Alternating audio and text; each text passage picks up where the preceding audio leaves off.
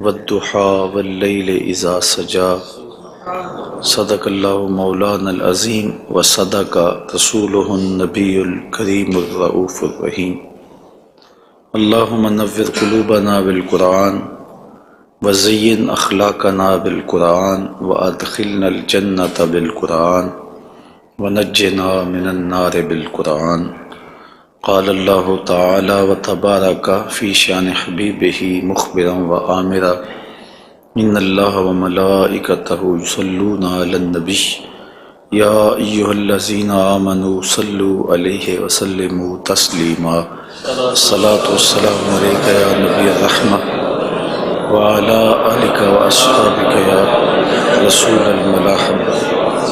الصلاة والسلام علیک یا رسول اللہ وعلی آلک واصحابک یا محبوب رب العالمین۔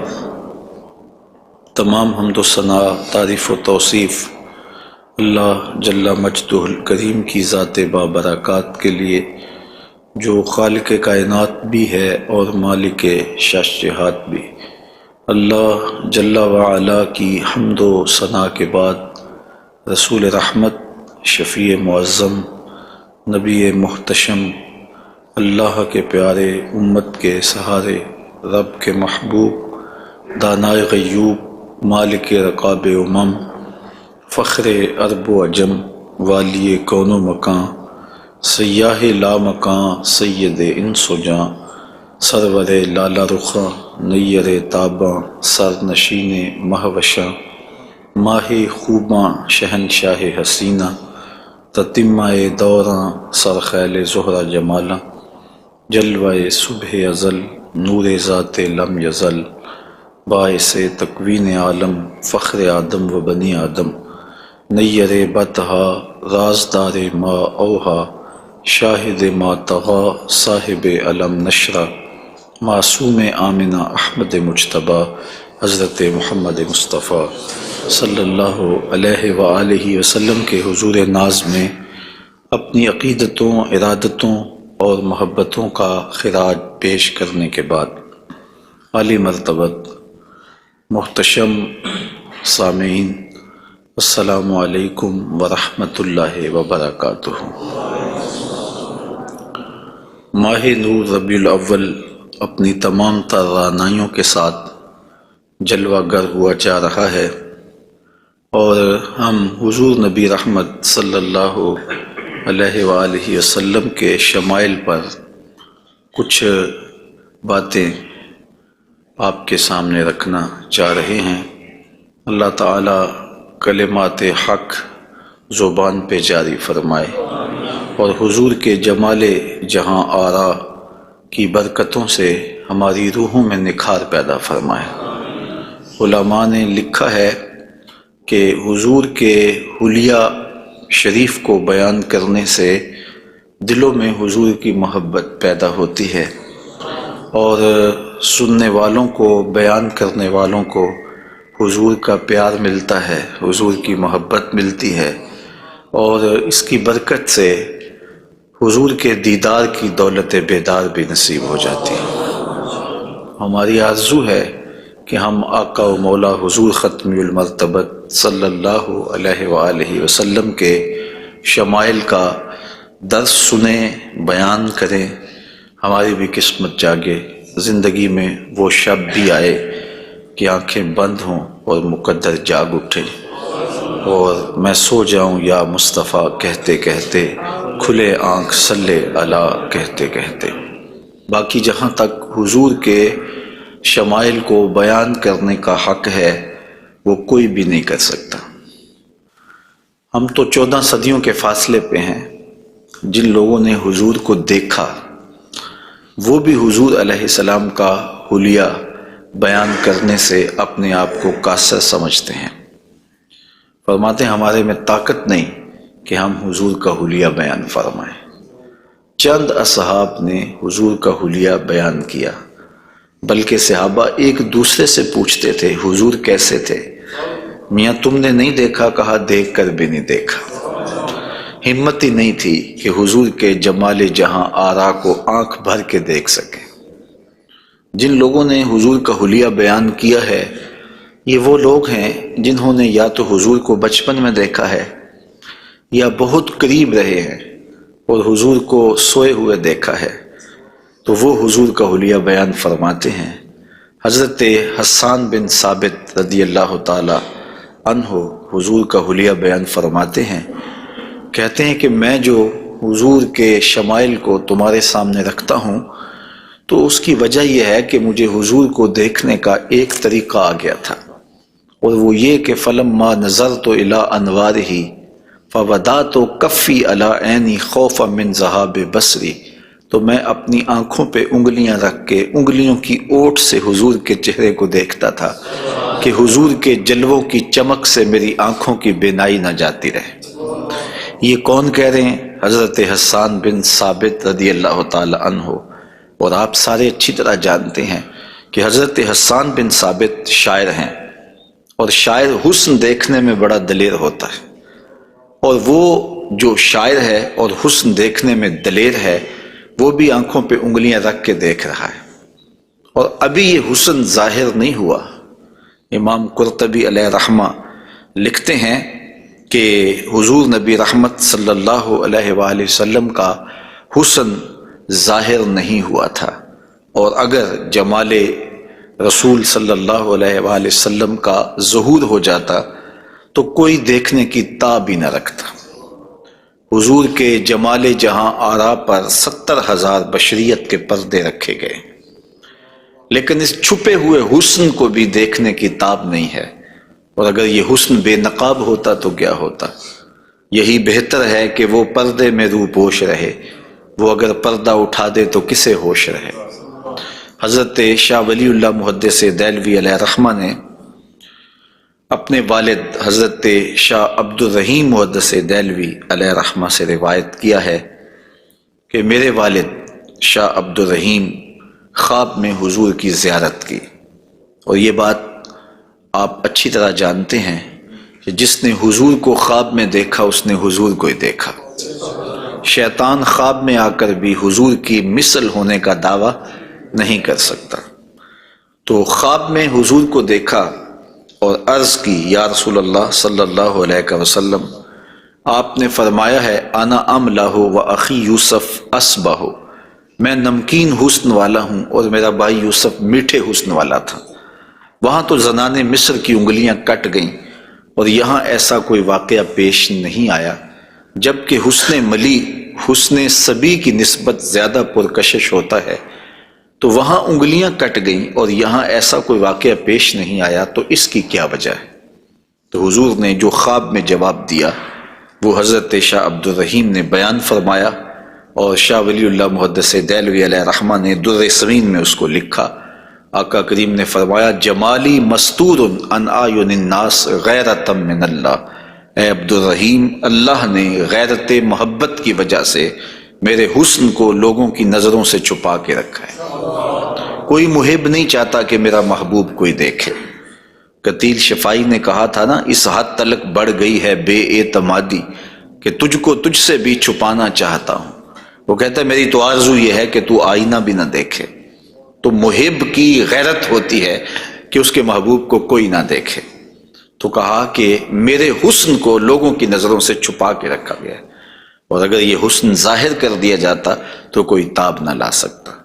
تو یہ چھپے ہوئے حسن کا عالم ہے کہ دیکھنے والوں کو پھر بھی انگلیاں رکھ کے دیکھنا پڑتا ہے، اور اگر یہ بے نقاب ہوتا تو پھر کون تاب لا سکتا؟ مولانا حسن رضا اعلی حضرت کے برادر محترم فرماتے ہیں وہ اگر جلوہ کریں کون تماشائی ہو۔ تو یہ وہ حسن ہے کہ جو تمام کا تمام ظاہر نہیں کیا گیا اور لوگوں کی نگاہوں سے پوشیدہ رکھا گیا، لیکن وہ بشریت کے پردوں کی اوٹ سے چھن چھن کے بھی اس قدر تابہ ہے کہ پوری کائنات کے اندر رنگ اسی حسن کے جھلکتے دکھائی دیتے ہیں، اور ہر طرف اسی کے انوار پھیلے ہوئے نظر آتے ہیں۔ تو حضور کے حسن کا بیان، حضور کے حسن کا ذکر اگرچہ انسانی استطاعت میں نہیں ہے اور اس کے بس میں نہیں ہے، لیکن اس کے باوجود صحابہ کے دور سے لے کر آج تک لوگوں کا یہ محبوب موضوع رہا ہے کہ وہ حضور علیہ السلام کے حسن کا ذکر کر کے اپنے قلب کی تسکین کا ساماں کرتے ہیں۔ علماء نے یہ بھی لکھا ہے کہ جو شخص حضور کے حسن کو بیان کرے لوگوں کے دلوں میں اس کے لیے پیار پیدا ہو جاتا ہے۔ آج ہر شخص چاہتا ہے کہ میں ہر دل عزیز ہو جاؤں، تو یہ سادہ سا نسخہ ہے کہ کائنات میں حضور کے حسن کے تذکرے کیا کرو، دنیا تم سے پیار کرنے لگ جائے گی۔ تم محبوب الخلائق بن جاؤ گے اگر تم اس محبوب دو عالم کے حسن کو لوگوں کی نظروں کے سامنے بیان کرو گے۔ انشاءاللہ حضور کے مختلف اعضاء کے حسن کا ذکر ترتیب وار کیا جائے گا، اور اہل محبت نے اور اصحاب رسول نے اس پر کیا محبتوں کے پھول پیش کیے ہیں۔ یقیناً آپ کے قلوب کو فرحت بھی ہوگی، قرار بھی ملے گا، اور آقا کریم کے حسن دل پذیر اور حسن جاں فضا کی مستیوں میں آپ کھو بھی جائیں گے۔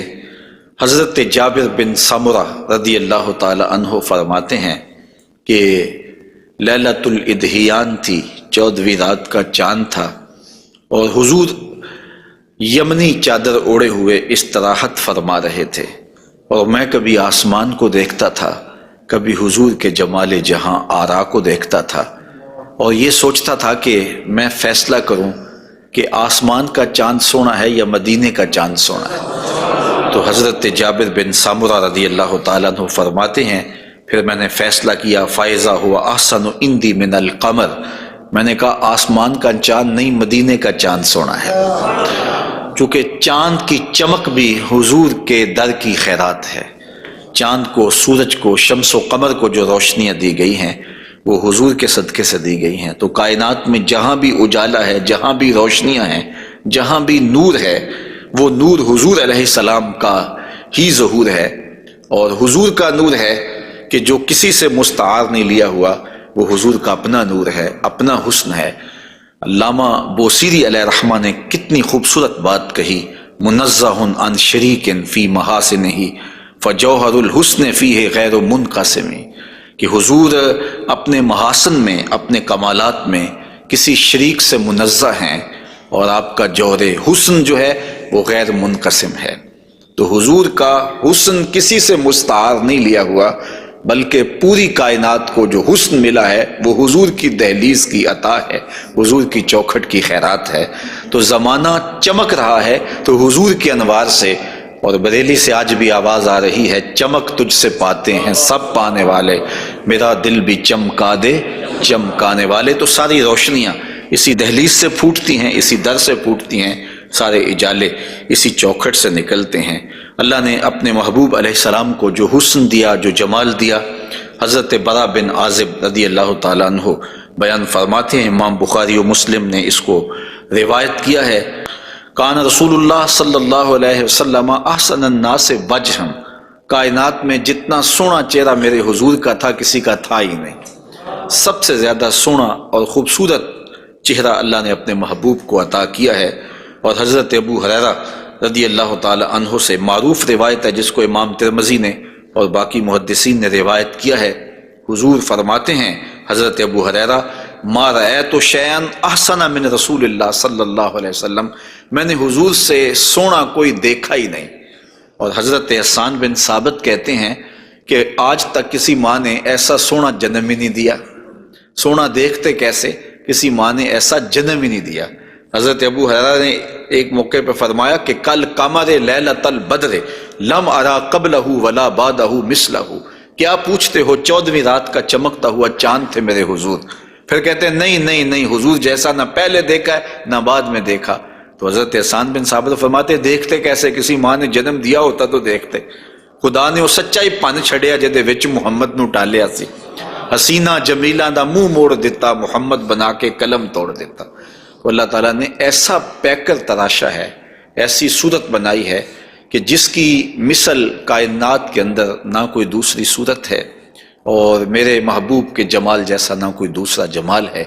تو وہ حسن، وہ جمال، وہ کمال اور وہ شانیں اور وہ مراتب رفیع عطا کیے گئے جو انہی کا مقسوم ہے۔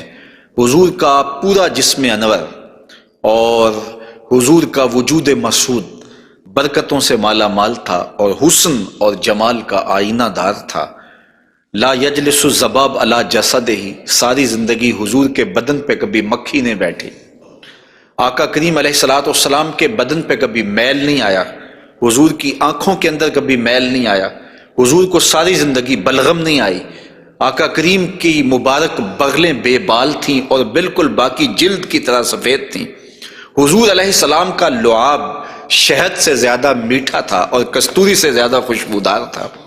حضور کے فضلات مبارکہ جو ہے وہ امت کے حق میں پاک ہیں، اور جہاں حضور علیہ السلام قضائے حاجت کے لیے جاتے تو وہاں بعد میں جا کے دیکھا جاتا تو کوئی چیز نظر نہ آتی سوائے کستوری کی خوشبو کے۔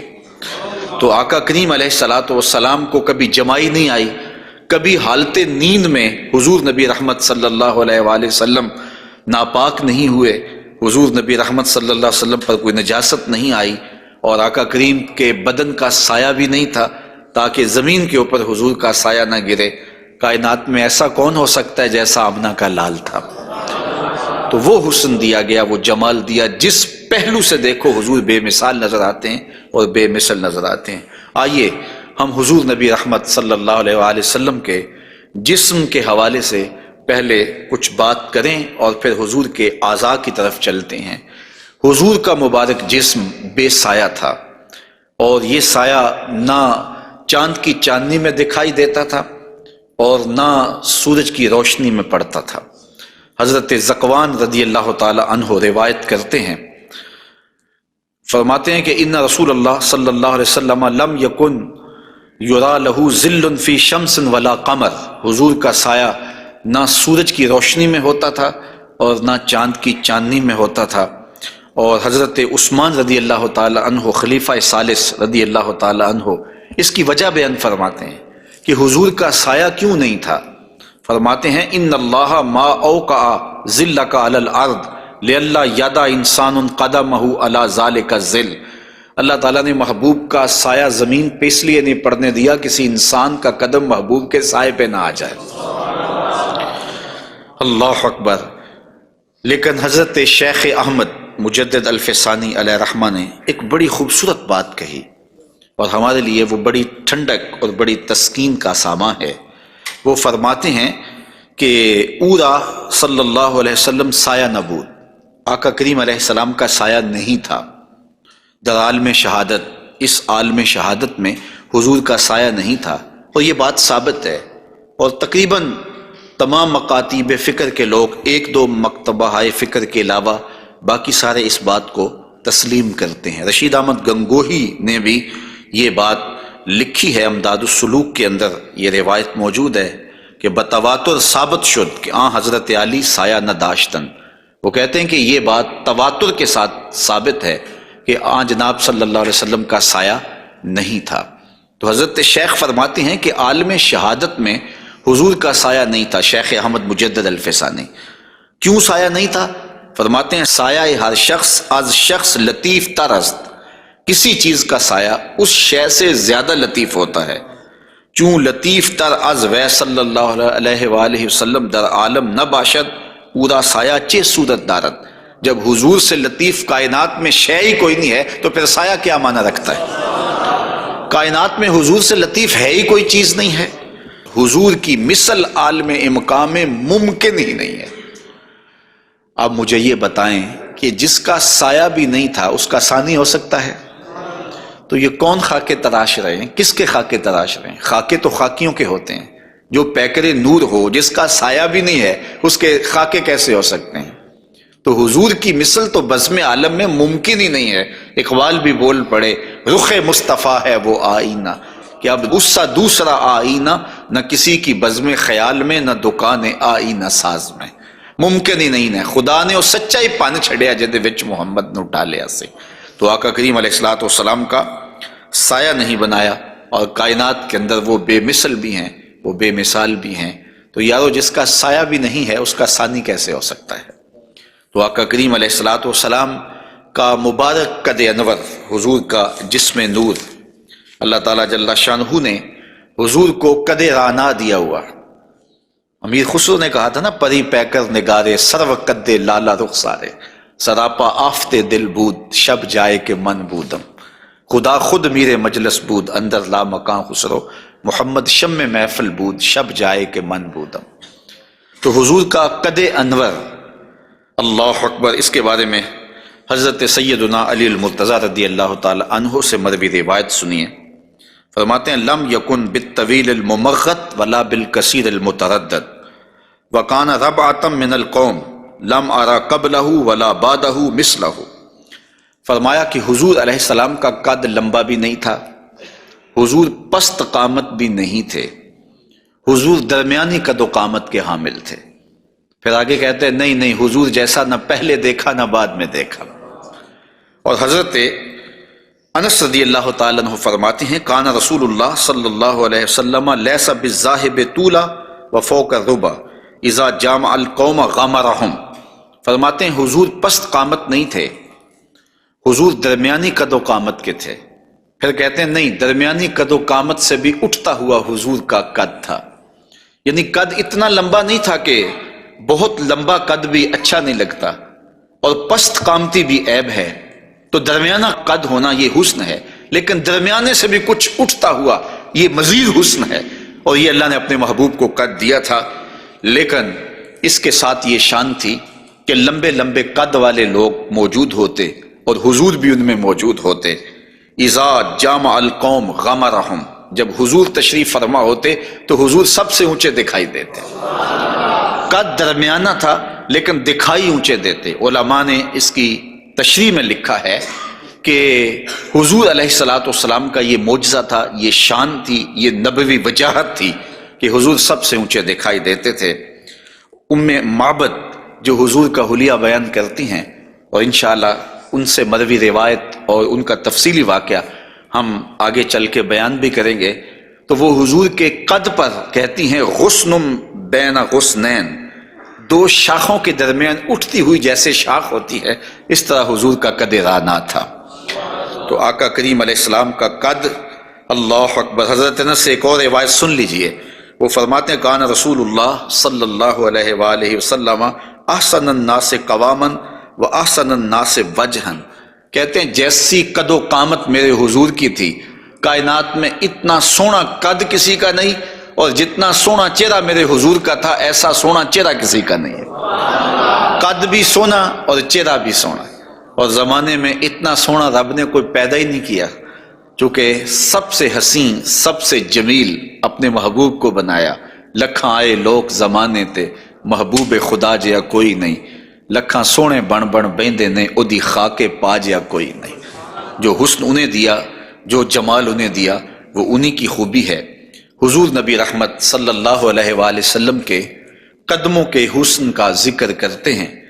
حضرت نبی رحمت صلی اللہ علیہ وآلہ وسلم کے مبارک قدموں کی جو ہتھیلیاں تھیں وہ پرگوشت تھیں، اور انگلیاں قوی بھی تھیں، مضبوط تھیں اور خوشنما تھیں، اور مبارک تلوے گہرے تھے اور صاف تھے، نرم تھے اور چکنے تھے۔ اگر ان پر پانی ڈالا جائے تو پانی بہہ جاتا، اور جب آقا کریم چلتے تو حضور ایسے لگتا جیسے بلندی سے نیچے اتر رہے ہیں۔ وقار کے ساتھ حضور قدم زور کے ساتھ اٹھاتے اور وقار کے ساتھ آگے بڑھاتے، اور یوں محسوس ہوتا کہ جس طرح بلندی سے حضور نیچے کی طرف آ رہے ہیں۔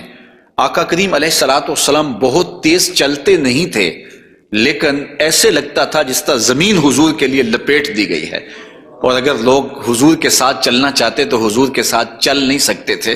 اللہ نے اپنے محبوب کو وہ رفتار عطا فرمائی، زمین بھی سمیٹ دی گئی تھی حضور کے لیے، اور وقت بھی سمیٹ دیا گیا تھا حضور کے لیے۔ اور آقا کریم علیہ الصلوۃ والسلام کے قدم مبارک کی انگلیاں وہ بڑی خوبصورت تھیں، لیکن جو درمیان والی انگلی ہے وہ انگلی باقی انگلیوں سے زیادہ قد آور تھی، لمبی تھی۔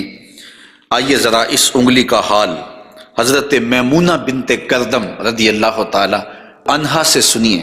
یہ ایک صحابیہ ہیں جو اپنے والد گرامی کے ساتھ حضور کی خدمت میں حاضر ہوئیں، تو ان کے والد گرامی نے حضور سے کوئی بات پوچھی، اور آقا کریم اس وقت ناقہ کے اوپر، اونٹنی کے اوپر سوار تھے، تو ان کا جی چاہا کہ میں حضور کا دیدار کروں، لیکن حضور کے چہرے کی وجاہت نے ان کو حضور علیہ الصلاۃ والسلام کے چہرے کی جانب آنکھ بھر کے دیکھنے نہ دیا، تو کہا اب آئی ہوں تو حضور کے مبارک پاؤں کو دیکھنے لگی۔ تو حضرت میمونہ بنت کردم فرماتی ہیں فما نسیتو فی ما نسیتو طول اصبع قدمہ السبابہ علی سائر اصابعہ، کہا مدت ہو گئی ہے میں نے حضور علیہ السلام کو دیکھا تھا، اور حضور کے مبارک پاؤں کی انگلیوں میں سے جو درمیان والی انگلی ہے، اس انگلی کا جو قد باقی انگلیوں سے تھوڑا سا لمبا تھا، آج تک میری آنکھوں سے وہ حسن نہیں ہٹتا ہے، وہ حسن ہی زائل نہیں ہوتا ہے۔ اب تک میری نگاہوں میں وہی جلوے ہیں کہ حضور علیہ السلام کی انگلی جو ہے وہ باقی انگلیوں کی نسبت جو ہے وہ زیادہ درمیان والی انگشت سبابہ جو تھی وہ زیادہ لمبائی میں تھی۔ تو حضرت میمونہ بنت کردم ابھی تک اس انگلی کے حسن میں کھوئی ہوئی ہیں۔ مجھے بتاؤ جس کی انگلی، پاؤں کی انگلی اتنی حسین ہے، اس کی آنکھیں کتنی حسین ہوں گے۔ وہ کیا کسی نے کہا نا کہ قدموں میں جبیں کو رہنے دو، چہرے کا تصور مشکل ہے۔ قدموں پہ جبیں کو رہنے دو، چہرے کا تصور مشکل ہے، جب چاند سے بڑھ کر ایڑی ہے رخسار کا عالم کیا ہوگا۔ یہ تو انگلی کا حسن ہے کہ میمونہ بنت کردم ساری زندگی یہی احساسہ ہے، لوگوں کو بتاتی ہیں کہ لوگوں میں نے حضور کی انگلی دیکھی ہوئی ہے۔ تو جس نے حضور کے قدم انور کی انگلی کی زیارت کی ہے وہ تو ناز کرے، اور پھر اس عائشہ صدیقہ محبوب کائنات کی قسمت پہ ناز نہ کریں جن کی آغوش میں حضور کا سر انور ہوتا تھا۔ تو حضرت میمونہ بنت کردم رضی اللہ تعالی عنہا فرماتی ہیں کہ میں ابھی تک اس انگلی کے جمال کو بھول نہیں پائی۔ آقا کریم علیہ الصلاۃ والسلام کے قدموں کے بارے میں آتا ہے کہ کان رسول اللہ صلی اللہ علیہ وسلم احسن البشر قدما، کائنات میں جتنے سونے قدم میرے حضور کے تھے اتنے سونے قدم بھی کسی کے نہیں تھے۔ حضرت انس اور حضرت ابو ہریرہ اور ہند بن ابی حالہ رضی اللہ تعالیٰ عنہ حضور کے قدموں کے بارے میں شسن القدمین، اور حضرت امام ترمذی نے مسیح القدمین کے لفظ بولے ہیں کہ نرم آپ کے قدم تھے، اور آپ کے قدم جو ہے وہ چمکدار تھے، روشن تھے، آپ کے قدم پرگوشت تھے، اور آپ کے مبارک پاؤں خوبصورت تھے۔ اور تلوے جو تھے اس کے بارے میں دو روایات ہیں، ایک روایت یہ ہے کہ اخمسان، اور ایک روایت کے اندر لفظ ہیں لیس لہا اخمس، کہ جو تلوے ہیں وہ درمیان سے جو ہیں وہ پرگوشت تھے، اور ایک ہے کہ درمیان سے پرگوشت نہیں تھے۔ تو یہ دو روایات کی تطبیق کیسے ہوگی؟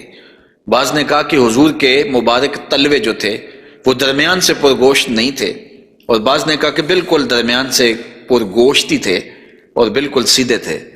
علماء نے کہا کہ درمیان سے خلا تو تھا، لیکن جب حضور قدم رکھتے تھے تو آقا کریم علیہ السلام قدم جو ہے وہ پوری طرح جماؤ کر کے رکھتے تھے، اور جب وہ نقش بنتا تھا تو وہ نقش پورا بنتا تھا۔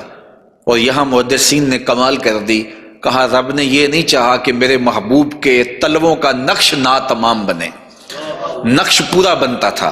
تو جنہوں نے نقش کو دیکھ کر تلووں کا اندازہ لگایا انہوں نے کہا کہ نہیں، وہ تلوے بالکل برابر تھے اس لیے کہ نقش پورا بنتا تھا، اور جنہوں کو تلوے دیکھنے کی سعادت نصیب ہو گئی تو انہوں نے کہا نہیں، ہم نے دیکھے ہیں کہ جو ہے وہ درمیان میں جو ہے وہ کم گوشت تھا اور اطراف میں گوشت زیادہ تھا۔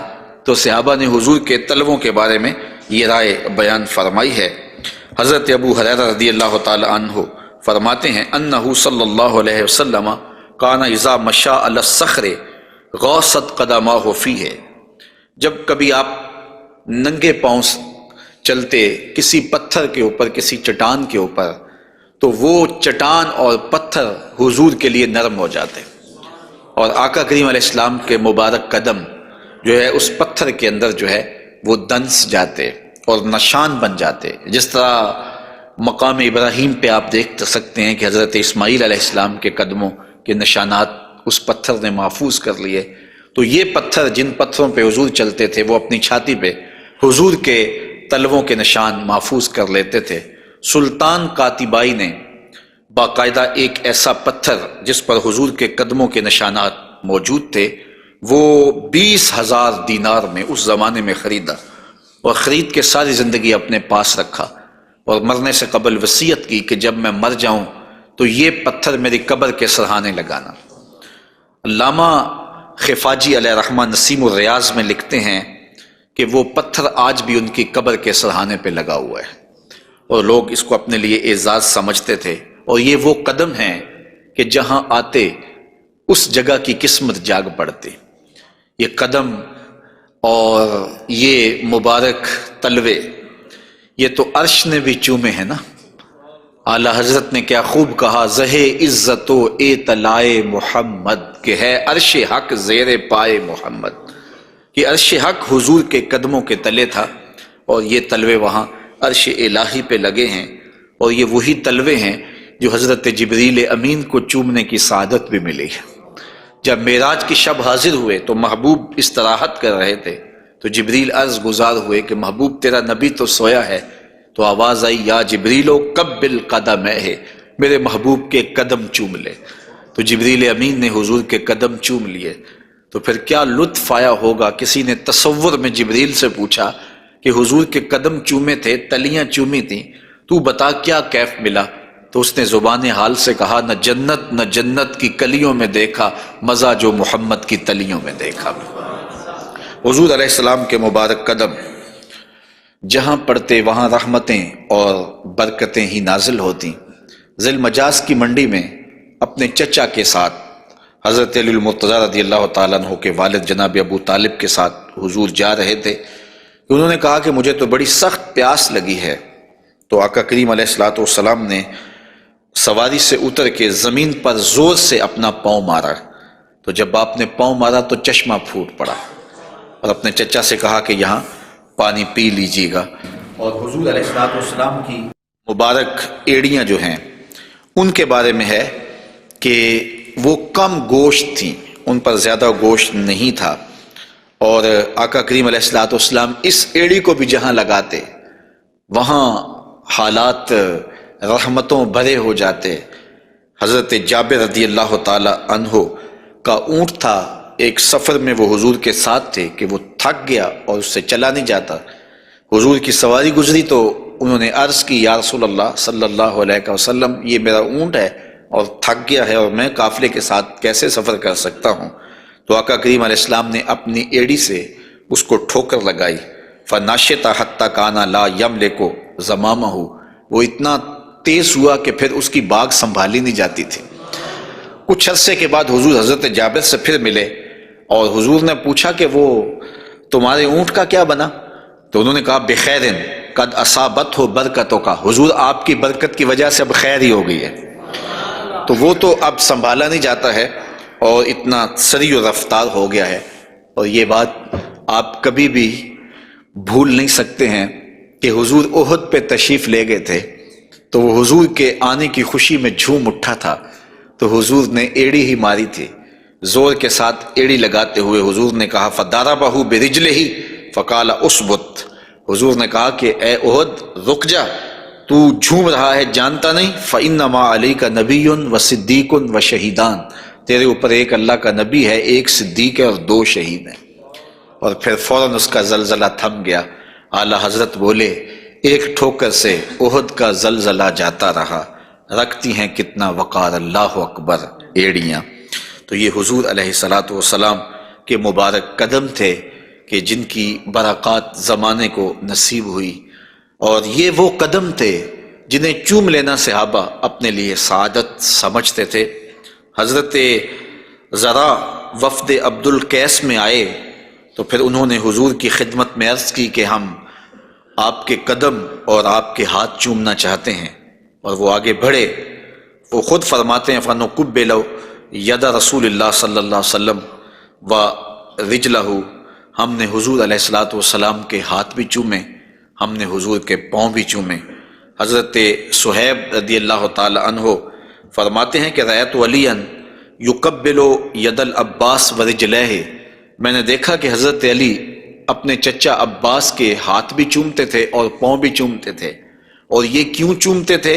اس کی وجہ ایک دیگر حدیث میں حضرت ثابت رضی اللہ تعالی عنہ حضرت انس کے پاس آئے، اور انہوں نے آ کے حضرت انس سے پوچھا کیا تم نے اس ہاتھ کو حضور کے ہاتھ سے مس کیا ہوا ہے؟ تو حضرت انس نے کہا کیوں نہیں، یہ سعادت مجھے ملی ہے کہ ان ہاتھوں نے حضور کے وجود کے بوسے لیے ہیں اور حضور کے وجود کو چھوا ہے۔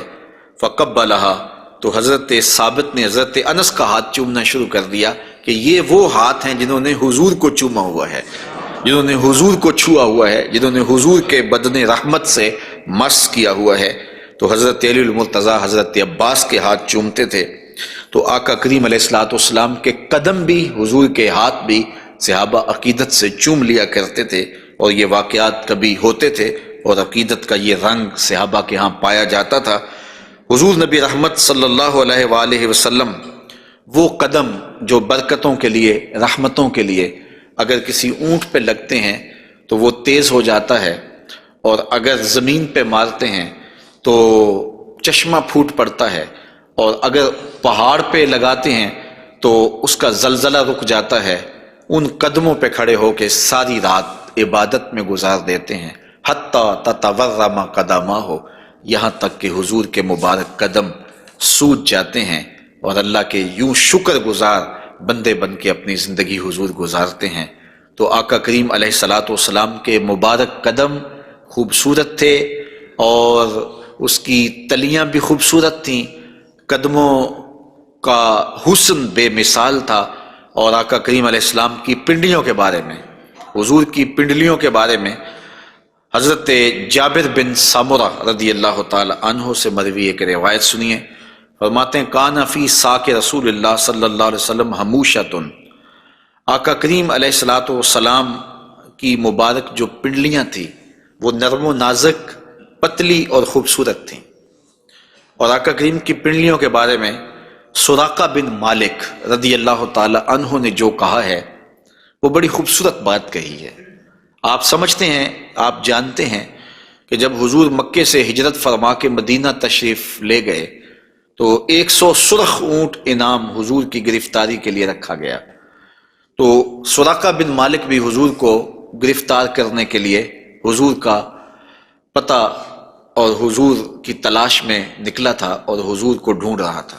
خیر ایک مقام پہ حضور علیہ السلام سے ملاقات ہو گئی، تو یہ اپنے اس برے ارادے سے حضور کی طرف بڑھا تو اس کا اونٹ جو ہے وہ گھٹنوں تک زمین میں دنس گیا۔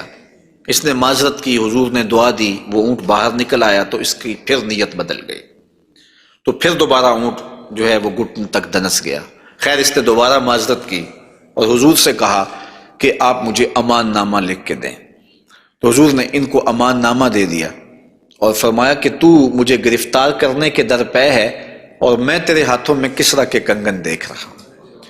تو یہ واپس پلٹ آئے، تو انہوں نے اس وقت حضور علیہ السلام کو دیکھا، تو یہ حضور کے حسن کا اور حضور کی پنڈلیوں کا ذکر کرتے ہیں، کیونکہ حضور سواری پہ تھے اور حضور کی پنڈلیاں انہیں دکھائی دی۔